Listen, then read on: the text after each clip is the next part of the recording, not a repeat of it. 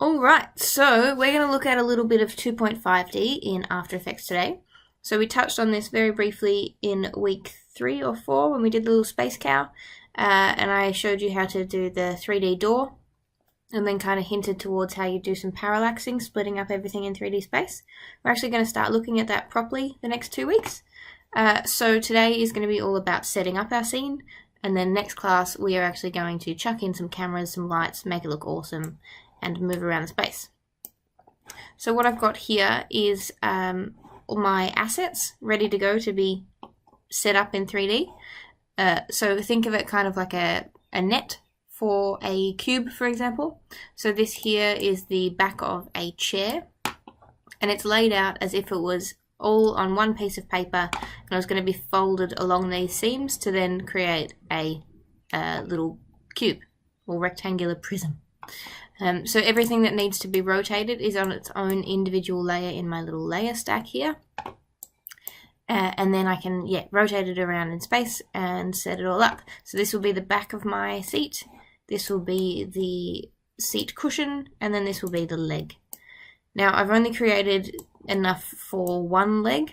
That's because setting it up takes a bit of time, and rather than do that 4 individual times, I can set it up once and then duplicate that already created leg. So it's all about efficiency in this, because setup is the thing that takes a long time in a lot of animation. The animation itself in After Effects is pretty straightforward generally. So that's the file that we're going to work with first, is our chair. So we're going to jump into After Effects and we're going to import our assets. So double click in the left of our project window, and we're going to import the chair. And remember, import as, we're changing that to retain layer sizes. So it's the size of our actual object, not the size of our scene. Hit import. Cool. A little bit of file management to keep it nice and tidy. We're going to create a folder called assets. Chuck those in there. Now this is our library. This is where we store all of our files. This isn't where we animate. So we're going to create a new folder called comps. And this is where anything that's animated or adjusted from the default is put. We don't adjust these. This is so we've got a backup. So if we stuff something up or we want to make a change, we've got this one to go back to. Hopefully you'll never need the backup, but it's better to have it and not need it than be missing it entirely. So inside of our comps folder, we're also going to add a finals. This is where our final render is going to go. So we've just got generally one comp in here, that's it. So we can find it, no faffing around trying to rifle through all of our individual assets. It's in its own folder. Also under comps, we're going to create a new one called pre-comps. Now these are kind of like scenes that will go into your final, but they're kind of less detailed generally speaking. So something like a chair, that's not our whole scene, that's just one element of everything. But because there's so much setup, we want to have it self-contained, so we'll chuck it in its own pre-comp. It's basically like a group in Photoshop is pre-comps. Right. So this chair that we've got here, this is our assets version. So we're going to make a copy. So Control D or Command D, drag it down into our pre-comps, and I'm going to rename that just by hitting enter and call it setup. Right.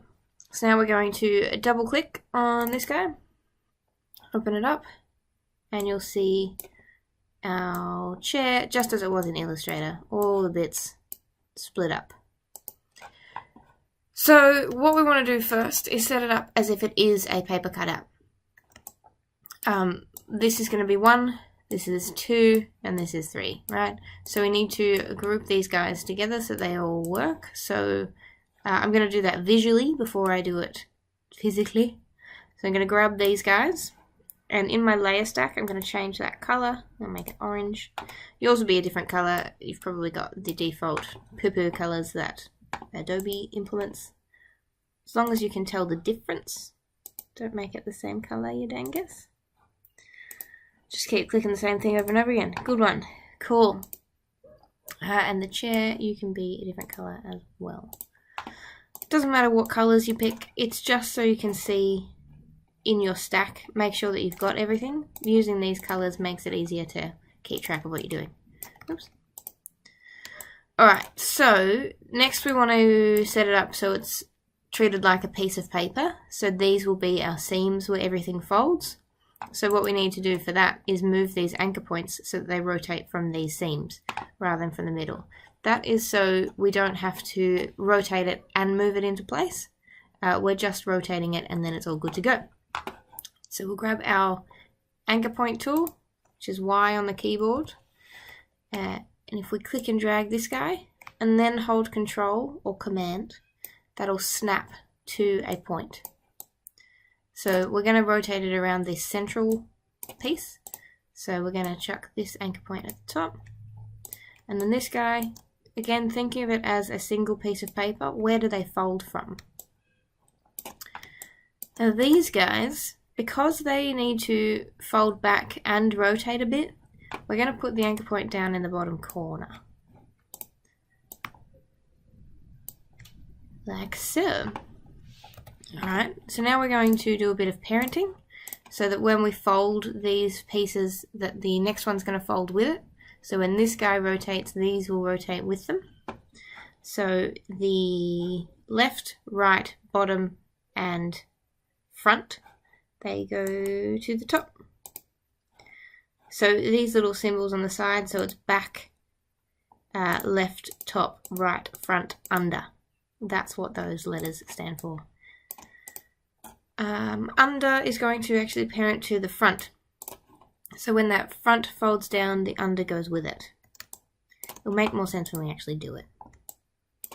Alright, so now when I move this guy, everything goes with it. Fantastic. So next we need to make them 3D. They're all ready to go, so grab them all. And in this column here where we've got this little cube, we're going to make everything 3D. So it's just a little checkbox. And you see when you hit that, your anchor point changes, so you've got 3 different axes to work with. So now they are all visible in the After Effects 3D space. So we're going to start folding our pieces. So we're going to rotate this guy, so hit R on the keyboard to bring up your rotation properties. We're going to work with the orientation as much as we can, because these guys are easier to rotate and animate with. So try and set things up using orientation rather than these guys. So same deal, we've got X, Y, and Z down here, so X, Y, and Z values. So this axis is what we're rotating on, which is our X axis. So we're going to do the first guy. I always scrub through to make sure I'm facing the right way before I actually put in a value, because I always go the wrong way otherwise. So we need to go backwards, which means it's 360 degrees minus 90 degrees because we're making a cube, so it's all right angles. So 270 degrees is our answer. Now we're always putting in values, not just doing it by eye, because lining it up, this doesn't look like it's lined up. But it is, because it's a 90-degree angle. But because we've got perspective on our camera, we want to make sure we're using actual figures rather than just eyeballing it. So that is one. This guy here is going to be positive, so this is just 90 degrees, simple. And this guy will also, I think, be 90 degrees as well. Fabulous. And you'll see on the sides there, they've joined up. Beautiful. Now these guys, a little bit trickier. This is on the y-axis, so they're going to go backwards, so 270. And this guy, no, this one is positive. Now they'll be positive and negative depending on where the anchor points are, and also depending on the direction you're rotating it. So don't stress whether they're positive or negative. As long as you're working with either 270 or 90, you're definitely working with 90-degree angles. Alright, so these guys need to flip back as well. Now, rather than using the orientation for these guys, because we've adjusted that base setup, what we're going to do is we're going to use the X. Yeah, we're going to use the X rotation. And now I know, just because I've done it 30 freaking times by now, I've had issues with screencasting, so I know that it is -7. So I'm not putting in that value just because I'm a mathematician and an absolute genius. I know it is -7 degrees. Now when I rotate this guy around, I have a 3D object. Amazing! So that is all real 3D. It's all very hard edges, but you can see if you wanted to make it curved, you just add more pieces. I'm just going to set that back, and I'm going to rotate this as well on this way. So 270. Because this is the seat, that's the way that I want it orientated. Cool. So we've got our cushion, but now that we have it set up, we don't actually need to be able to have access to all of these layers. They're just to create it. So now that it's created, we can pre-compose it and create its own little chunk. So if we right click and hit pre-compose, so make sure you've got everything selected, right click and pre-compose. I'm going to call it chair cushion. Make sure that this guy's ticked. Adjust comp to duration, so it's not the length of the whole comp, it's the length of our layers. At the moment this is the same, so it doesn't matter, but good to have it ticked all the time. And we want to open up that new comp once we've made it as well. So this is our comp. It's created automatically at the size of our previous comp, which is too big. We don't need it to be that massive. So what we're going to do, like we did with cow time, region of interest button down the bottom, we're going to click and drag to make a new box. So what this is doing, it's just limiting our preview. So we'll only preview what's in this box. It's not actually cropping it by itself. So what we need to do then is go up to composition, crop comp to region of interest. Boop. There it is. Always make sure you've got a bit of extra room in your scene. Just because it is 3D, you need to have a little bit of extra buffer because you'll have all perspectives and stuff going on. So don't go tight to the edges. Cool, so back to our chair setup. There is our piece. However, you'll notice it is no longer 3D. We don't have the axis available. So once you pre-compose things, it's automatically flattened to be 2D. I'm going to change the color back. Careful. So what we need to do is we need to make it 3D again. So hit the little cubey. But now if I rotate that, oh, what's happened? It's all flattened. So what it's doing is it's treating it as if it's a 2D layer that is now in 3D space. So if I move this scene around, we're going to see it update out here, but it's still a 2D, 3D layer. Confusing. But it's not all lost, we're still good. All we need to do is hit this little guy here. So this is our continuously rasterizer button. So on a pre-comp you can do that. Boop, and you'll see now it is popped out entirely. So what that means is it is treating this composition as if all of the internal layers are out here. That's what this button does. Yeah? So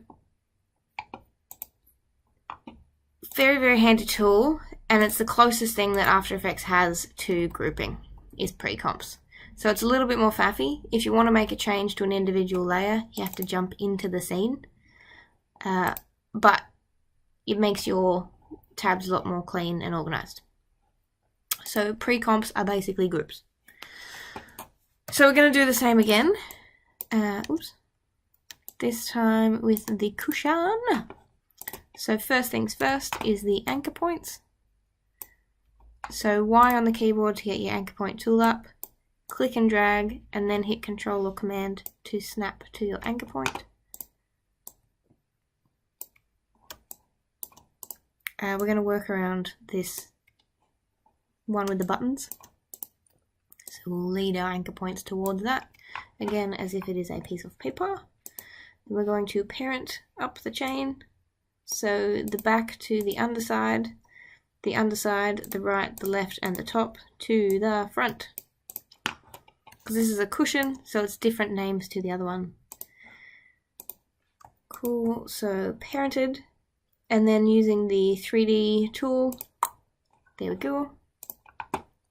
And again, we're going to set up the rotation values. So X, Y, swoop, 270.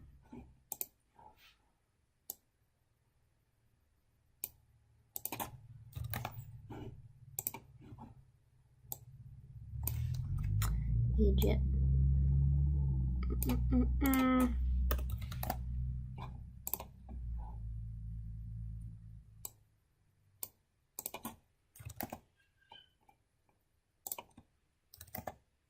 Great.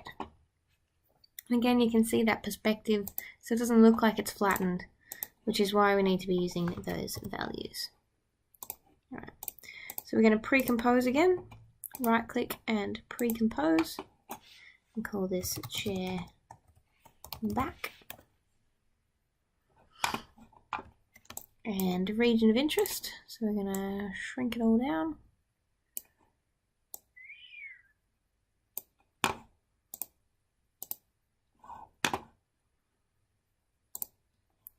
Here he is, and then pop it out and 3D. Change the layer color. Cute. And then finally we're going to do the legs. So anchor points, Control Shift.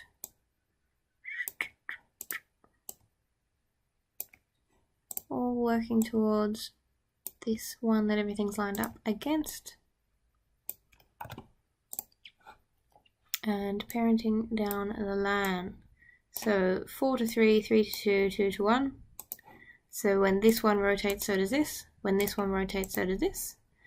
And these guys are going to parent to ruin.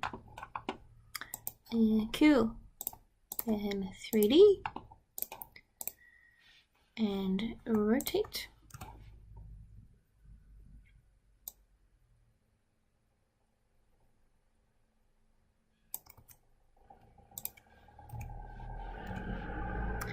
And missed one. There we go.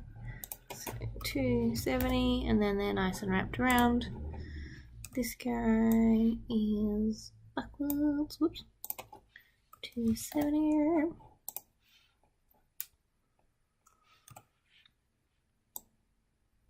And it 90. Nailed it. Cool. So there's our leg. We're going to pre-compose this. So right click and pre-compose, or handy dandy shortcut, Control Shift and C, or Command Shift C on a Mac.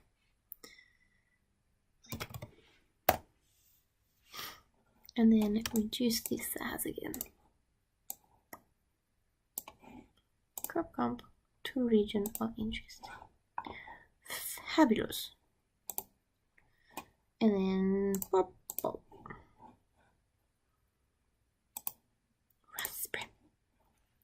I'm going to adjust the anchor points as well. Oops. Move it over a little bit. Move it up. And I'm going to adjust this anchor point to be near the bottom. So if I wanted to tilt it back, I could. And it will still be lined up with where I aim for it. Cool. Now I've got one leg. Need a couple more than that to make a chair. So with it selected, Control D, drag out. Control D, drag out. So once you've made things 3D as well, try and make sure you're moving things using the arrows. You're not just willy-nilly moving around, because you never know if you've accidentally moved it all the way back in Z space. So yeah, keep on top of your axes. Cool, so there's all our bits. So now, whoops, what did I just say? So now that we've got our chair pieces, we need to try and line them up. Really hard to do this in one perspective, because you're not sure where you're actually hitting. So what we want to do is, just like in any other software that's got 3D space, you've got multiple views as an option in After Effects as well. So down here where it says 1 view, if we click that and change it to 4 views, we can see all the perspectives of our chow. So we've got our top, front, right, and active camera. So this is what we'll actually render. This is what it's actually set up like.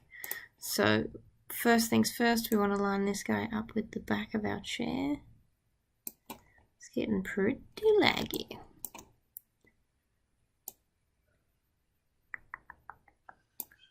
Cool. I'm going to chuck the anchor point back a little bit too. So again, I'm using the arrows rather than just doing it by eye. And I'm going to move it up a bit.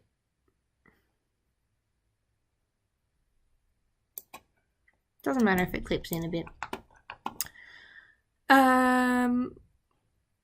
Cool. So next thing I need to do is get these legs in line. At the moment they're a bit hard to see. So what I'm going to do, I'm going to switch my top view. So you can see which view is selected because you've got little blue guys in each corner. So with the top view selected, down the bottom, I'm going to change that to bottom view. And I can see where my Legos are. And again, I'm going to move my anchor points into the middle.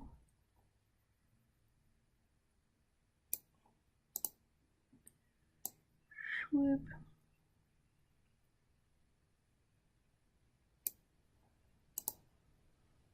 Snapping is a lot faffier in 3D space. So in this case, I'm just lining it up with my central points rather than holding control, because it doesn't always work. Alright, so now I'm going to move these into place.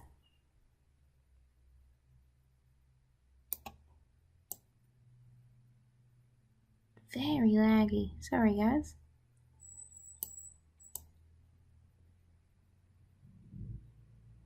This is something that comes with using 3D in After Effects as well. It gets pretty chuggy.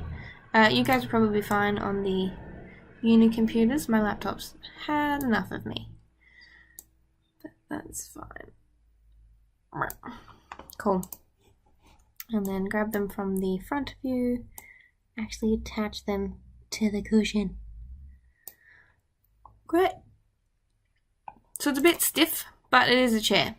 So to soften it a little bit, I'm going to add a little bit of rotation. I'm going to tilt these guys back. Not that much. Calm down. Come on. My God. I'm also going to add a bit of rotation to these guys. So I'm going to make sure that I'm hovering over the axis where it says Y. And that way I know that I'm rotating just in one dimension, not all over the place.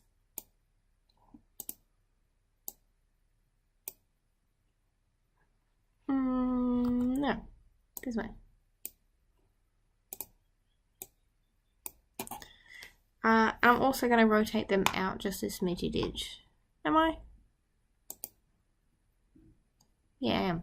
So not using the axis but just clicking somewhere on the space. Because I'm in the bottom view doing this, it's only going to rotate it in that Z and X perspective, because that's all that the bottom and top views can do.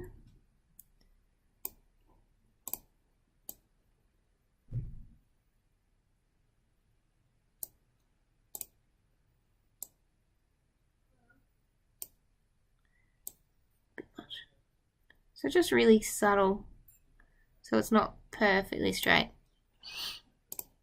I mean, you might not like this, but I quite like a bit skew-if. Cool.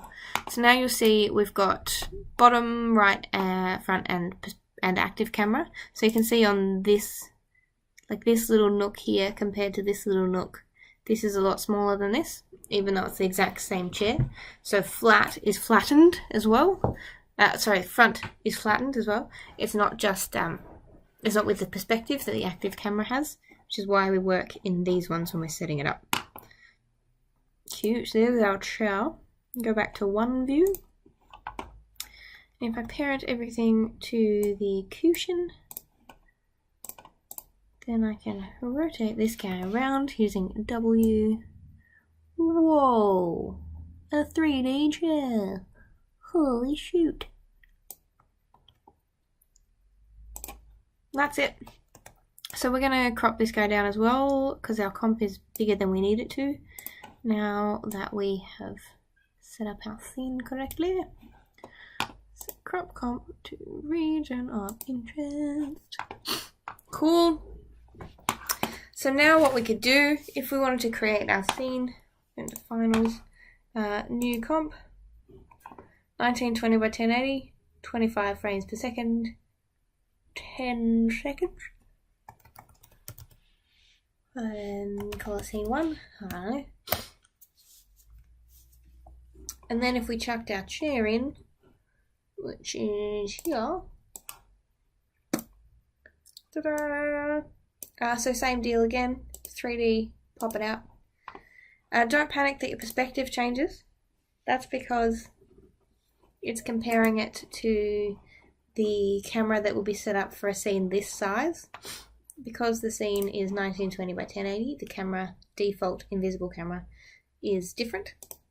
So the perspective shifts. So don't worry about that. That is supposed to happen.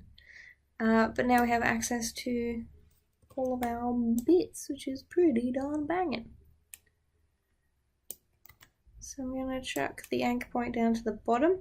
I always try and chuck it at the bottom because if I want to scale it down, I don't want to have to scale it and try and find the floor. So chairs, they're based on the floor, so they should have their anchor point at the floor. So now if I rotate you, I can make a copy.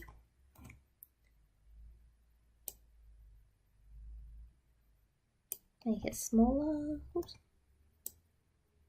Have a little teeny tiny adorable chair.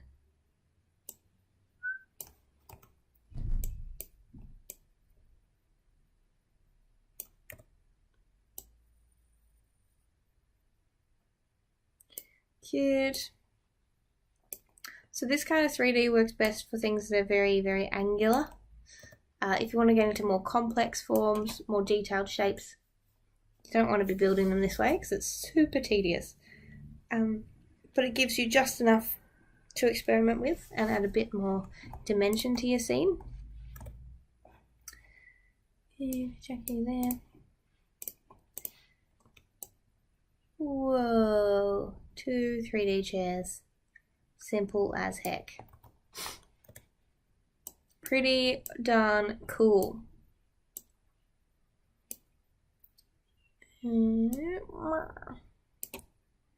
Sweet. So that's how you make a 3D chair. Very, very simple design. So, like I said, anything more complicated, you want to be doing it in something like Maya or Cinema. But for something like this, pretty cool. Something that you guys might be working with more is an environment that's 3D. So we'll go ahead and we'll set that up as well. So I have an Illustrator file. It's not open. Ding, ding, ding. It is a room where our chairs can go. So same deal, set up like a net. So we've got our right wall, left wall, back wall, floor, rug, all that kind of business. We've also got an environment that is outside the window. So we've got our sky, sun, clouds, all that kind of stuff going on too. So now that we've got this set up, we can import our room. Comp retain layer sizes. Ding, ding, ding. So hopefully you're all seeing the kind of system that we're going to go through. So duplicate the room. This will be another pre-comp. Fresh up. Open that up. And same setup as a chair. So we're going to adjust the anchor points first.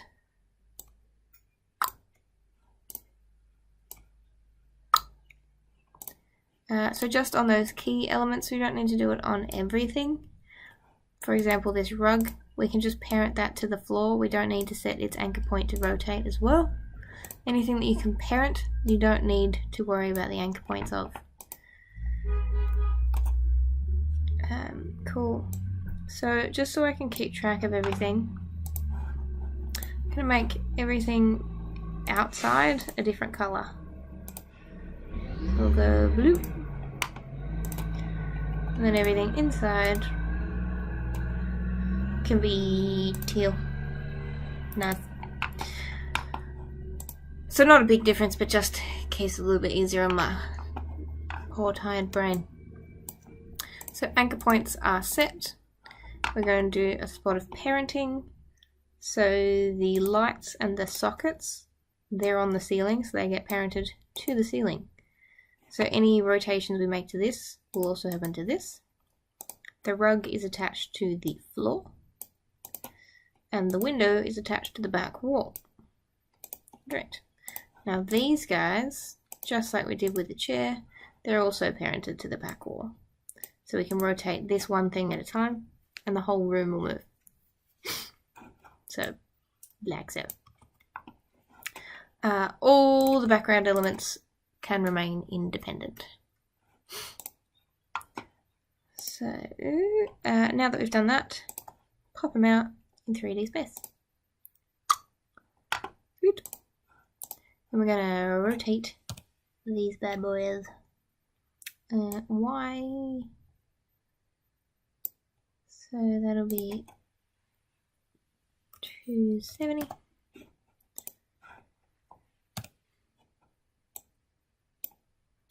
$90.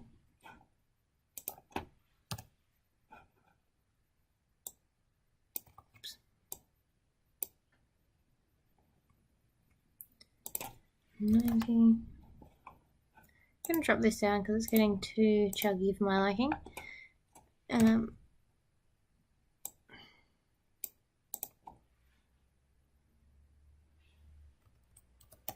270.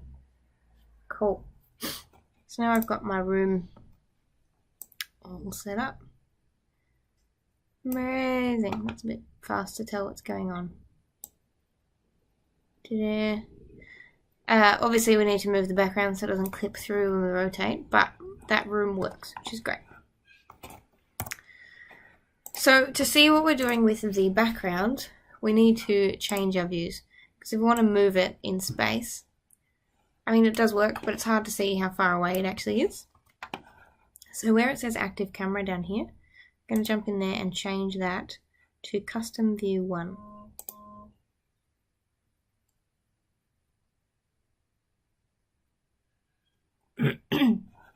So then you can see we have a completely different view of our scene. So this isn't something that will render, this is just a working view, so the custom view. And then we can use this camera tool. So C on the keyboard, and we can move around in space. Again, this isn't going to render, this is just our working view, and that's why the camera works in this scene. So this camera tool, the left mouse button to rotate around, the mouse wheel, click and drag that to pan, and then the right mouse button, click and drag to zoom in and out. Cool.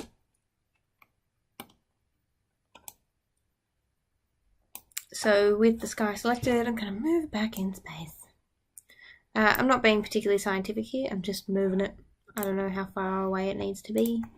Just give yourself plenty of breathing room. Don't do it like this because the parallax, you're not going to see much of a difference. So give yourself a bit more room. This may be too much, we will find out and we can make adjustments. The background doesn't really matter. Hills. Oops.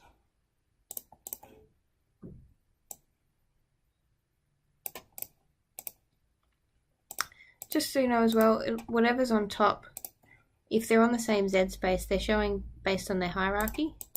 So the left one is in front because it's on top, even though their Z is the same. So that is how After Effects determines what to show in front. Cool. There's my environment.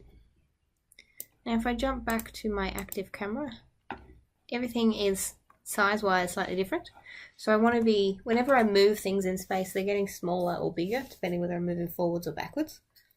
So we want to counter that with a scale.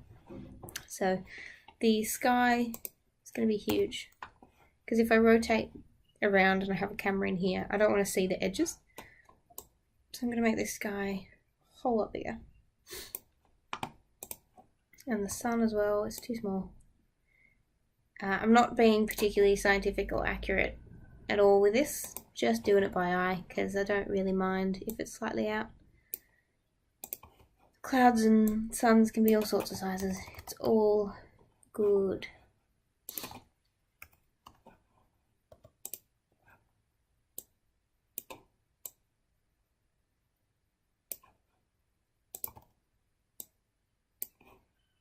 Cute. There we go. Now one other thing we have to do with our setup, if I jump back to custom view, you'll see these light sockets and this rug are clipping through on both sides. We don't want that. Anything that is on the same Z space as something else, they're kind of stuck together. So wherever you look, they'll be clipping through. So we want to nudge them just slightly out of that Z space. Change back to active camera. So I'll grab my rug and just move it forward slightly. And then same with our lights and our sockets. Oops, too much. Just a little bit. Because we don't want to do it too much, because we're going to put actual lights in this scene. And if we do it too much, they'll cast ridiculous shadows. And we also want our window to be slightly out.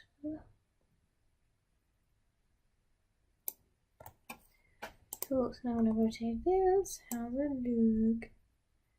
Nice. If I go back to my custom view, they're no longer clipping through, which is fabulous.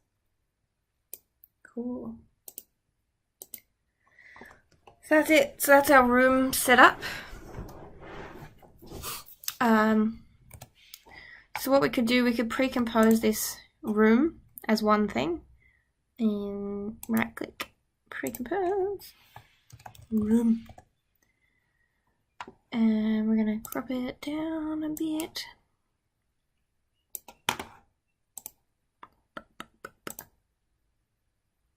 Cool. So you'll see as soon as I crop it, even though I gave it extra bounds, it's a lot bigger than it's meant to be. So that's why we need to give it more buffer when we're working with 3D. Because the more things you have going off in the distance, the more it squishes the perspective and all that kind of stuff. So always give yourself a bit of extra breathing room. It doesn't matter if it crops off, because when we pop things out with the rasterize tool, they'll all be visible, but it just means if we want to make changes, we can select everything. Cool, so there's our room. It's now flat, so we want to pop that out. Q, custom view, so it moved it, that's Q.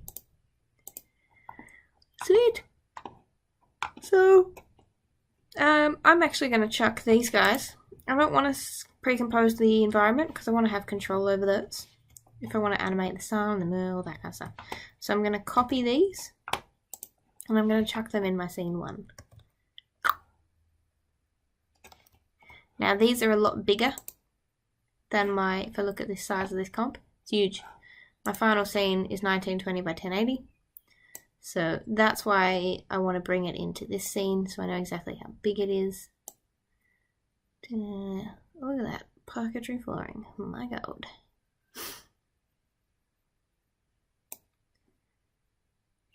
Boop.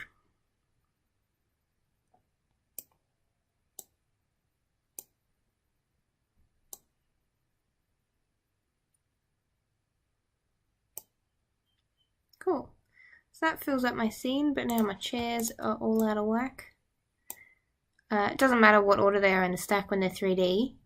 That's not making a difference to what comes forward. It's just so I can organise myself.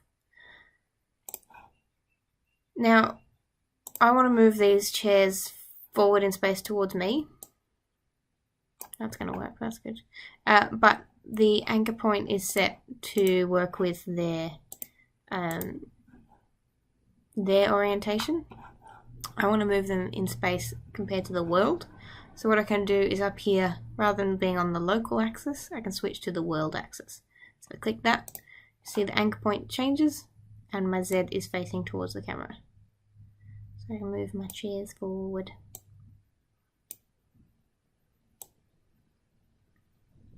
They are massive chairs. So I'm going to scale these down a bit too. Too much.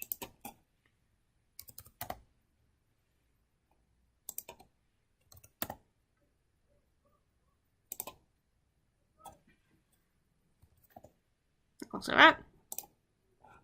And I'm gonna chuck them in my room. So now if I rotate my room, ooh, it's real laggy. My chair moves with it, which is cool. So that's all we're gonna do for today. I'm gonna colour these because I don't like grey layers. They upset me. And you can be orange. Lovely. Cool. So that's today, just setting everything up. So hopefully we got through that much. If you're really keen and you're absolutely freaking loving this, I've also got up there this pot plant. Boop. So you can set that up in 3D space as well if you're hella keen. It's got more sides, it's going to take longer.